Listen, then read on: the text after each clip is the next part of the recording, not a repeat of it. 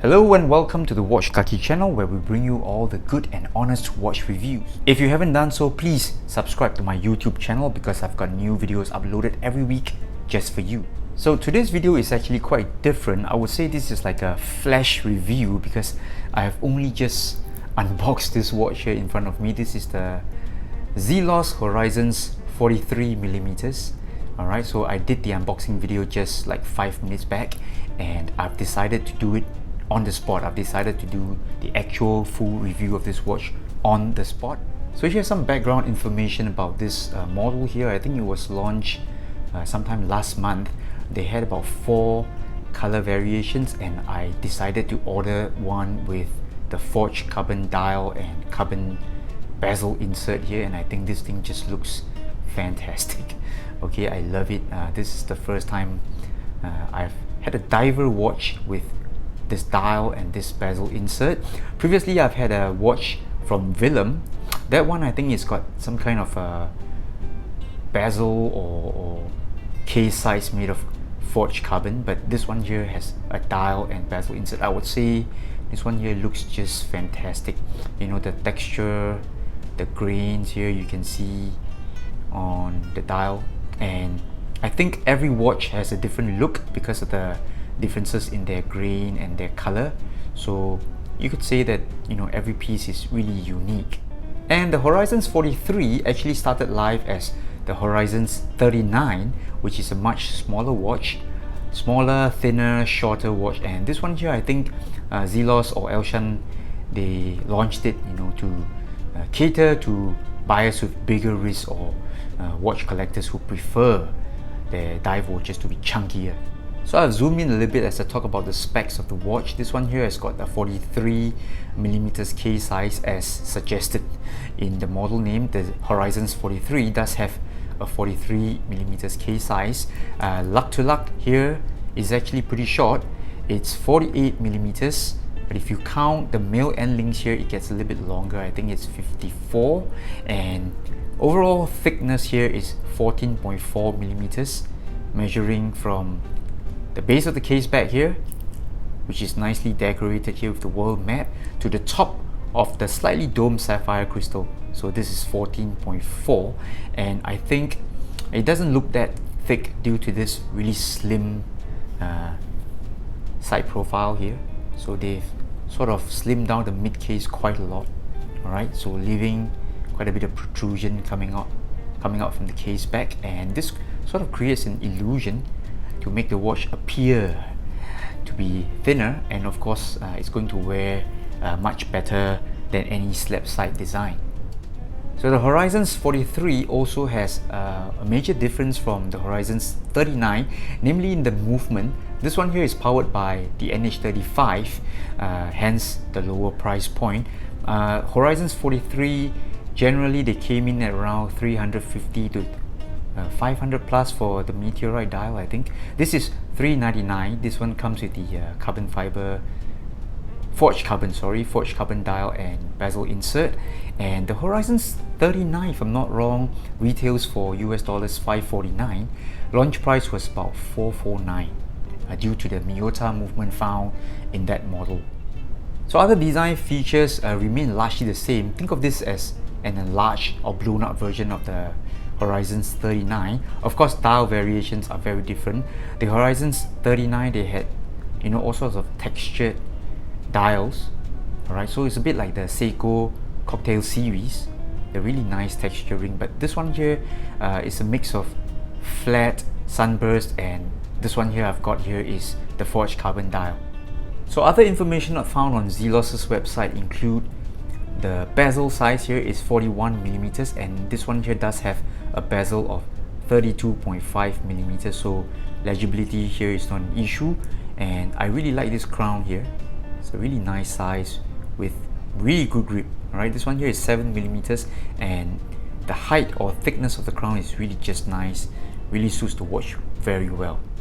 And now let's go on and talk about the case design and build quality. Now this one here has plenty of nice beveling and swoops down the case here, and it runs along the length of the case, and it's really nice to look at, and also gives the watch a much slimmer profile Alright, so I've got watches that are about 14.8 millimeters thick, and they look much thicker and wears and feel much thicker than this one here. This is 14.5 or 14.4, but because of this design here with a really slim mid case, alright, so it sort of creates an illusion and it makes the watch appear much thinner than the real specs would suggest. So I'm really liking the transitions here from the polish to brush finishing. So take a look here.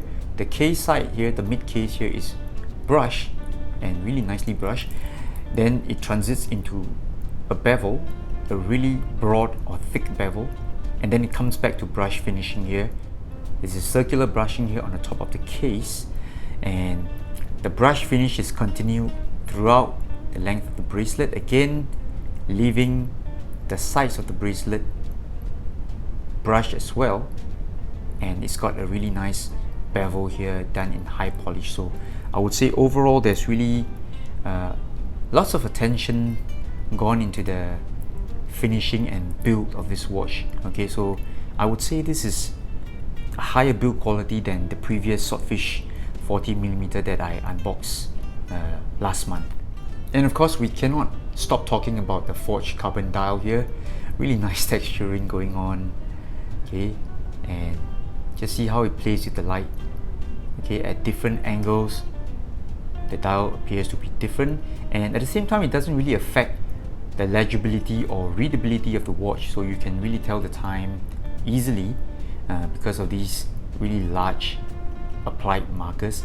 They've got this faux patina looking kind of lume. I don't know which grade, but I think this watch here has got bicolor lume or something like that. I'm going to show you in the lume shot later on. So the forged carbon look is, you know, consistent throughout the face of the watch. Alright, so not just the dial, you've got forged carbon on the bezel insert, and it really leaves a really nice feel to it. It's got a really nice feel, nice texture. Okay, it is not high polish, not high gloss. It just feels really good, and the dive markers here are also engraved. And I believe this one here is the only one that comes with a gilt dial kind of look, because the frames, the borders of the hands, the markers, they're all done in sort of a gold finish, so thereby giving this more or less a gilt look to it. And it's also got that vintage faux patina look, and I really think in terms of color combination together with the forged carbon dial, I think this one really looks very special here. And other things to note include this new clasp or buckle here. I think they introduced this one sometime in late 2019 along with the newer Swordfish models, and this one here is really a step up from the Swordfish 40mm. Okay, I think this one really explains the price difference. Okay, this clasp here is very well done, very well made. Nice polished bevel here, and it's got that toolless micro adjustment here. So I think you need to push down this tab here, and then you sort of get a bit of a micro adjustment. Alright, I'm going to spend some time to figure out how to work this one. Okay, I don't want to break my nail in this video. And overall, I really appreciate the fact that, you know, they've made a rather slim looking buckle here.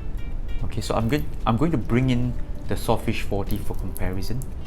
Okay, this is a Swordfish 40, and you can see here the buckle looks a little bit bulkier.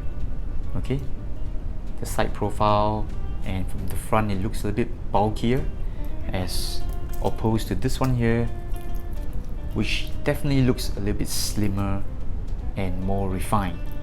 And the overall build quality for this one is definitely higher than the Swordfish 40, so no rough edges or corners anywhere found here. Very good. Whereas if I take the Swordfish 40 for comparison, well, I'm sorry to say that I keep having problems with these edges here. They're pretty sharp and cause a little bit of discomfort. Alright, so big disclaimer here, these two watches, they are priced very differently. Alright, this one here I think is at US dollars $269, this is $399, so I think the difference in prices would have determined the difference in build quality. And now we're going to do a Lume test on the Horizons 43. Let's switch off the studio lights and let's take a look at the Lume. And here you go, with all the studio lights switched off, you can see this Lume here is just totally fantastic. And I'm going to bring in a few other watches for comparison. So this is the Swordfish 40. Alright, so this one here I think has the advantage of bigger Lume plots on the bezel, the Swordfish 40 here. And over here, the Horizons 43 does have a fully Lume bezel insert, but these numbers here are pretty small. So I'm going to bring in a Seiko here for comparison. Alright, so you can see it is just as bright as the Seiko. This is the Turtle here on the right of the screen, and the Turtle here does not have a Lume bezel insert. Okay, and overall I would say this Lume here is very impressive. And here's a reshot of the Horizons 43 on my 17 cm wrist.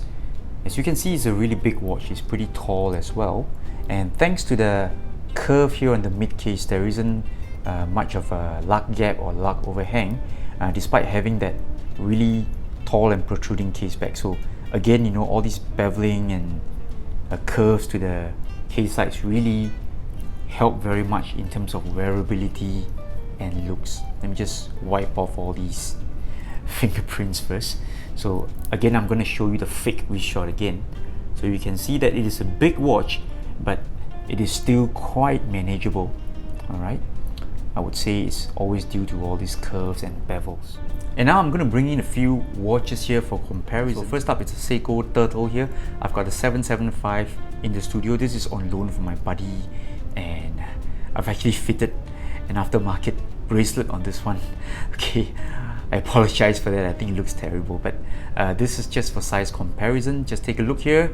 In terms of case dimensions, the Turtle is actually bigger, but in terms of lug to lug distance and thickness, okay, here you can see at one shot that the Zelos Horizons 43, it's very much thicker watch. Alright, 14.5 versus 13.5 for the Turtle.